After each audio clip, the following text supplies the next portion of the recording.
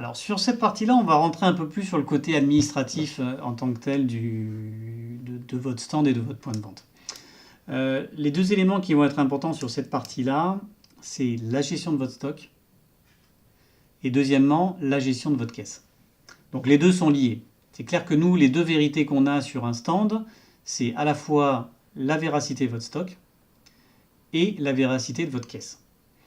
Donc ce qui est important pour que votre stock soit bon, on va prendre chaque étape l'une après l'autre, c'est de bien vérifier en premier lieu que lorsque vous recevez des approvisionnements, que l'EBL soit conforme à ce que vous avez reçu. Et de bien ressaisir tout ça dans votre feuille de suivi. Vous avez une colonne qui est faite exprès pour ça, c'est des appros. Donc de bien vérifier et de bien s'assurer que vous avez mis les approvisionnements sur chacune des références.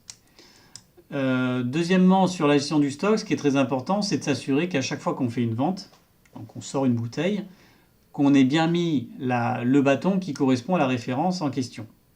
Si vous faites une dégustation, rappelez-vous, vous mettez un bâton et vous l'entourez. Parce que ce n'est pas la même valeur financière qu'une vente. À partir du moment où vous êtes capable de bien gérer vos entrées, de bien gérer vos sorties, la gestion de stock, on va dire, elle est simple. Voilà, vous partez de votre point de départ, je pars du principe, vous avez reçu 6 bouteilles de Châteauneuf, vous avez vendu 3 bouteilles, bon, à la fin de la semaine, il vous reste plus que 3 bouteilles. Et donc ce que nous on va regarder au niveau des points de vente, c'est s'assurer qu'effectivement vos feuilles de suivi soient cohérentes avec ce qu'on a en stock. C'est votre responsabilité, on va dire, d'avoir une cohérence entre vos feuilles et vos stocks. Et pourquoi cette cohérence, elle est importante? Parce que cette cohérence, le stock, il est directement lié au chiffre d'affaires, à la recette que vous allez faire sur chacun des points de vente. Donc, la gestion de la caisse est le pendant de la gestion du stock. Donc, sur la gestion de la caisse, on va dire, faites pas d'erreur de calcul. Vous avez un fonds de caisse. En général, c'est entre 50 et 100 euros. Ça dépend des points de vente. À ce fonds de caisse va s'ajouter toutes vos recettes de la matinée. Et donc, à l'issue de votre journée, on va dire tout l'argent qui se trouve dans votre caisse moins le fonds de caisse correspond à votre recette espèce. Et ensuite, en tirant le ticket récapitulatif de votre carte bleue, vous allez avoir les recettes qui sont issues des cartes. Et la somme de ces deux chiffres-là représente votre recette de la journée. Et cette recette de la journée, elle n'est pas un chiffre comme ça hors terre, hors sol.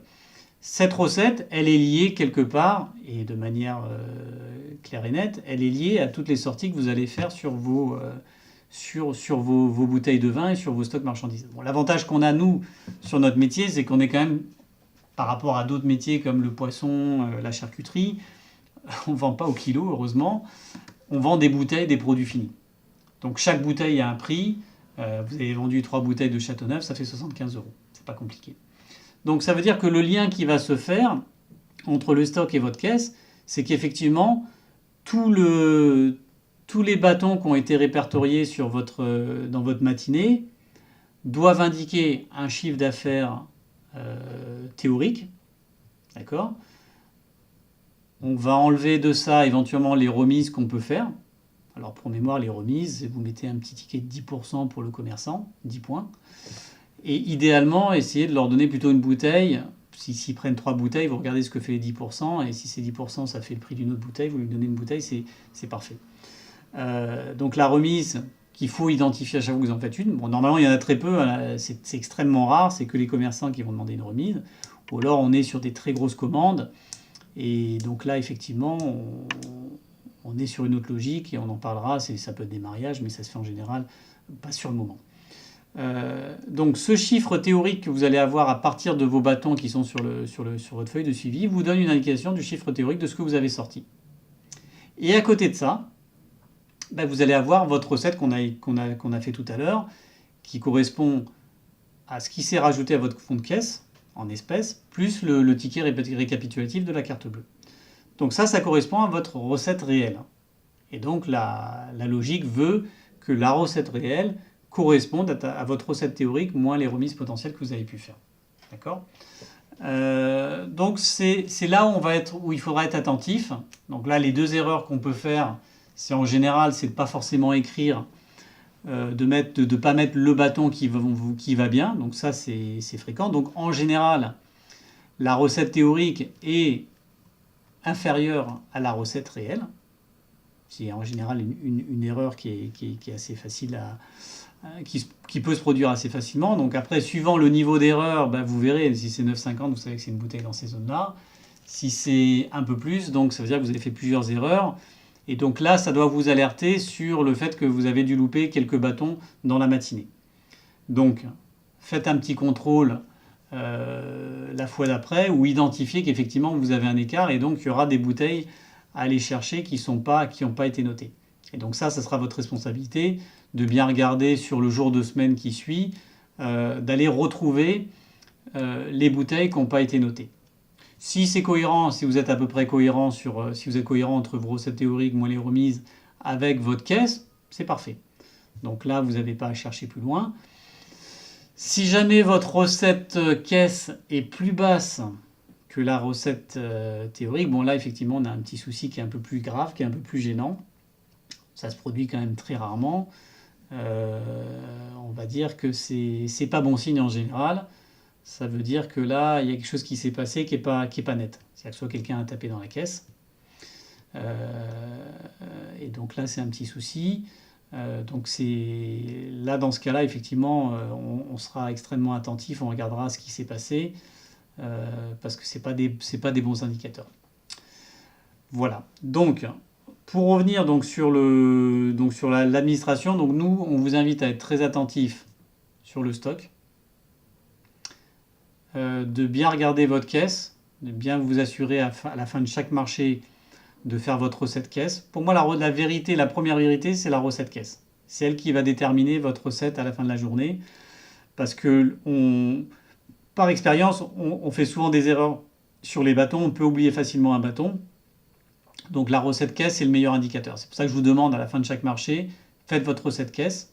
Vous comptez votre caisse, vous enlevez le fond de caisse et vous ajoutez le ticket récapitulatif de la carte bleue. Ça vous donne votre chiffre d'affaires, votre recette totale. Et c'est ça que vous m'envoyez par texto. Ça c'est la vérité parce que in fine, c'est là que ça se passe. Ensuite, il faut vérifier effectivement que ce soit cohérent avec votre recette théorique, notamment à travers les bâtons. Voilà. Donc je vous invite à être attentif à ces deux éléments-là. Donc votre caisse et votre suivi du stock, parce que c'est vrai qu'on est quand même sur une logique d'autonomie. Vous êtes tous responsables de vos points. On vous confie les clés du camion, mais on ne peut pas les confier comme ça si vous n'êtes pas vous-même responsable de ce que vous avez entre les mains. Vous avez de l'autonomie et on attend à ce que vous soyez autonome, mais en contrepartie, soyez vraiment responsable sur ces deux éléments-là. Soyez attentif au stock, soyez attentif à votre calcul de recettes. Si vous avez des soucis sur les calculs, et ça peut arriver 3-4 bouteilles comme ça, on ne les fait pas de tête. On a une calculatrice, normalement vous avez une calculatrice dans votre kit. N'ayez pas peur, prenez votre calculatrice. Personne n'est ridicule à utiliser une calculatrice, au contraire, ça va rassurer votre client. Et vous, ça va vous rassurer aussi parce que ça va vous éviter un cassement de tête de faire un calcul mental avec, même si c'est 3 additions, malgré tout, c'est quand même compliqué. Il faut se rappeler le prix de la bouteille, donc faites-le avec votre calculatrice, ça évitera beaucoup d'erreurs. Voilà. Donc, bon courage sur cette partie-là. Et on compte sur vous. Et de toute façon, on viendra régulièrement vérifier un peu tout ça. Et je vous invite vous aussi à le vérifier, que vos stocks soient toujours bien en ligne avec votre feuille. Et puis après, chaque semaine, que votre stock théorique soit effectivement conforme avec votre stock, avec votre recette physique. Voilà. Allez, bon courage, à plus tard.